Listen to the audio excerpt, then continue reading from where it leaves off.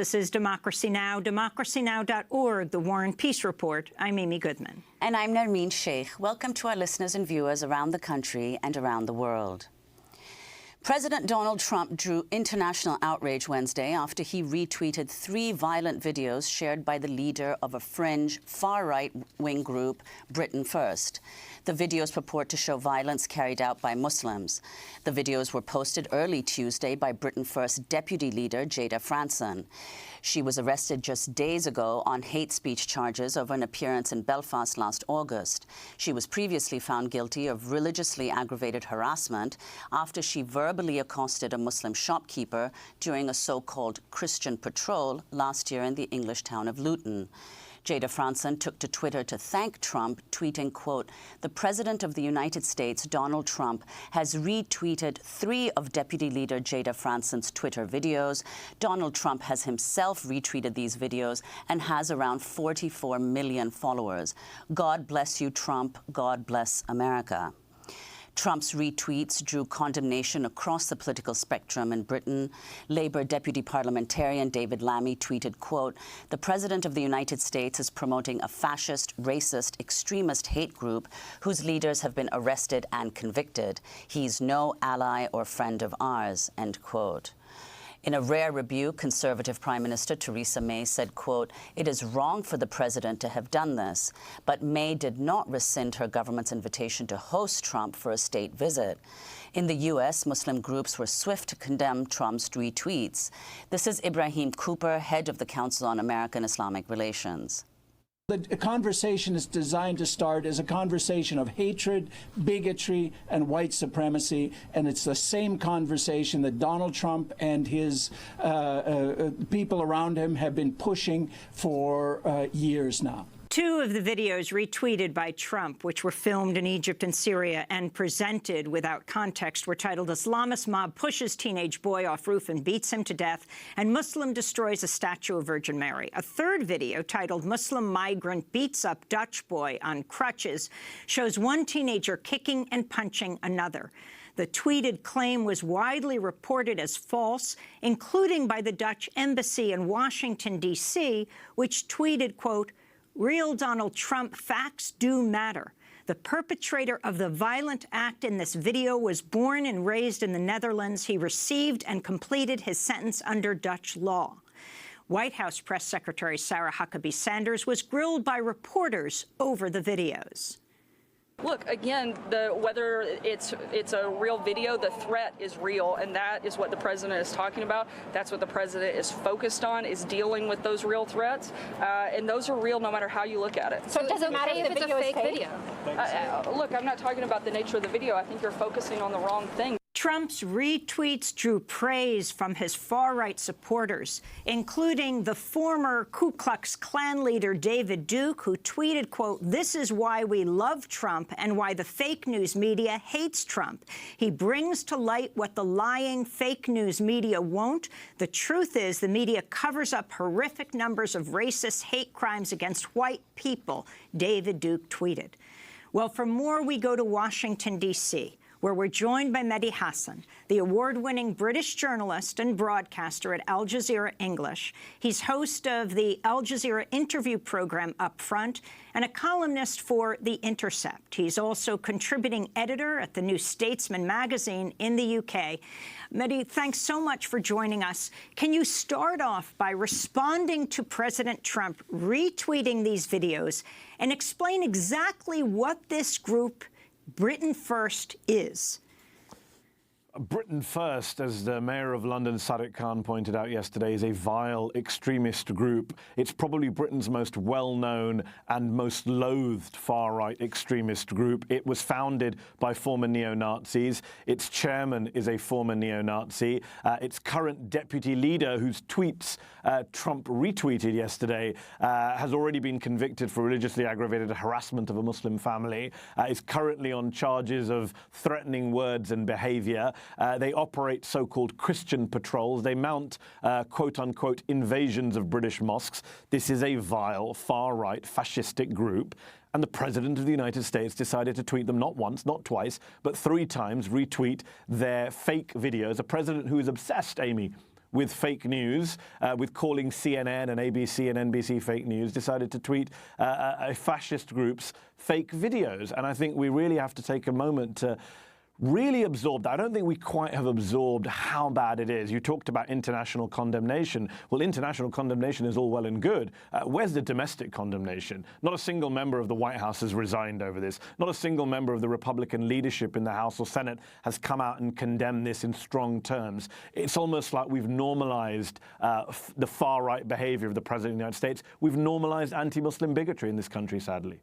And what about in Britain, Mehdi Hassan, to go back to the group itself? I mean, Britain First has very few followers in Britain, I understand, and is even rejected by the right-wing populist party, the UK Independence Party.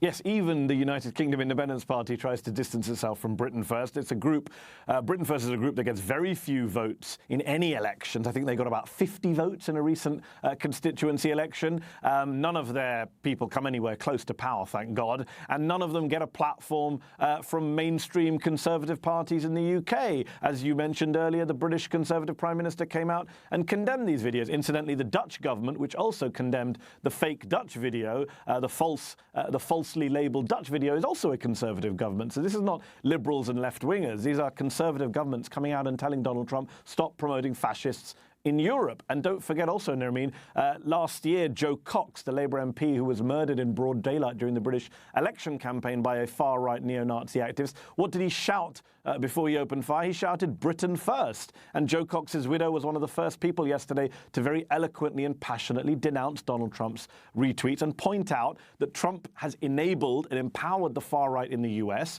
He said, Brendan Cox said, let's not allow him to enable and empower the far-right in the UK. Let's go but the state visit is still on. Let's go to Brendan Cox. We have a clip of him, yes, the widower of the former Labour MP Joe Cox, as you said, who was stabbed and shot to death last year by Thomas Mayer, when apparently during the attack, Mayer shouted, Britain First, talking about this group. Mayer also, of course, had ties to the neo-Nazi National Alliance. This is Cox speaking on Wednesday. I have to say I thought it was a horrendous thing to do. Britain First is a well-known hate group. It drives hatred against Muslims, and Donald Trump is the president of our nearest ally, and the fact that he didn't check first or didn't even think about the content of those tweets before doing it, I think suggests his judgment is hugely lacking. And Brendan Cox took to Twitter on Wednesday to condemn President Trump, writing, quote, Trump has legitimized the far right in his own country. Now he's trying to do it in ours. Spreading hatred has consequences, and the president should be ashamed of himself. Cox also wrote an op-ed in The Guardian headlined, by retweeting Britain First, Trump offends a decency he cannot understand.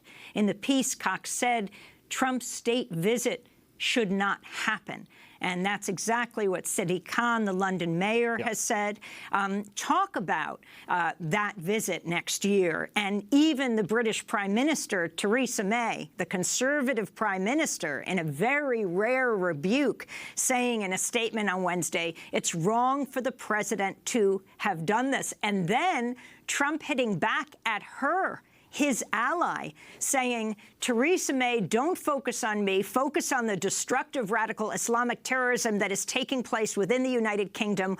We are doing just fine. Brendan Cox, the widower of Joe Cox, then fired back at Trump, tweeting, you have a mass shooting every single day in your country. Your murder rate is many times that of the UK. Your healthcare system is a disgrace. You can't pass anything through a Congress that you control. I would focus on that, Brendan Cox tweeted. Now, interestingly, Trump initially addressed his tweet to a Twitter handle that was not Theresa May's, but later retweeted to the British leader's correct account. May was the first foreign leader to visit him after his inauguration and has invited him for a state visit, which is now many people in Britain, many political leaders are saying she should revoke that invitation. Mehdi Hassan. Yes, and as you point out, you know, he tweets at the wrong Theresa May. This is not, people say Trump is impulsive on Twitter. He's erratic, he's unstable. But, here's a guy who tweets at the wrong Theresa May. You might think, OK, well, this is a moment now to undo that retweet. No, he then retweets, he deletes that tweet and then retweets again with the correct Theresa May to make sure that he attacks his close ally publicly after a pointless spat that he started by deliberately retweeting fascistic videos. By the way, those videos are still up on his Twitter timeline. The last time I checked a few moments ago, he hasn't unretweeted those despite this global furore, despite being told that this is a fascist far-right group. As for the state visit, the Mayor of London, as you pointed out, Amy, has been saying consistently it's time to rescind this invitation. The British government won't do it.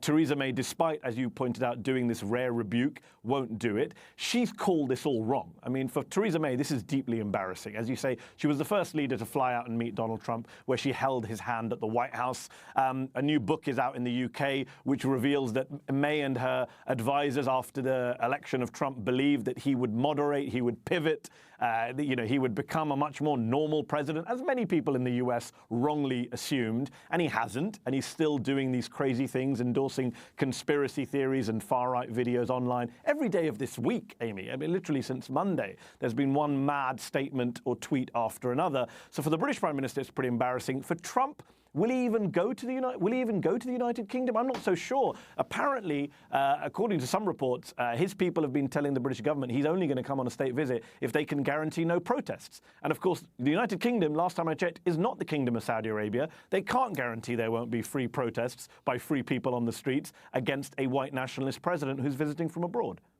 I want to ask you about Sarah Huckabee Sanders' comment. We've played it several times now, but it is profound what she says. Let's listen to it again when she's grilled by reporters over this video. Look, again, whether it's a real video, the threat is real, and that is what the president is talking about. That's what the president is focused on, is dealing with those real threats, and those are real no matter how you look at it. So it doesn't matter if it's a fake video? Look, I'm not talking about the nature of the video. I think you're focusing on the wrong thing. So there she says she doesn't care whether the videos are real or not, Mehdi Hasan. I mean, listening to Sarah Huckabee Sanders day after day makes me yearn for Sean Spicer, to be honest. I mean, here is a woman who, this daily dead-eyed denial of truth, of facts, of reality. I mean, Kellyanne Conway, remember, started it all off with her alternative facts defense of the president. Huckabee Sanders has taken it to the next level. You're focused on the wrong thing. Don't focus on the fake video. Focus on the random, unrelated point that the president wasn't even really making.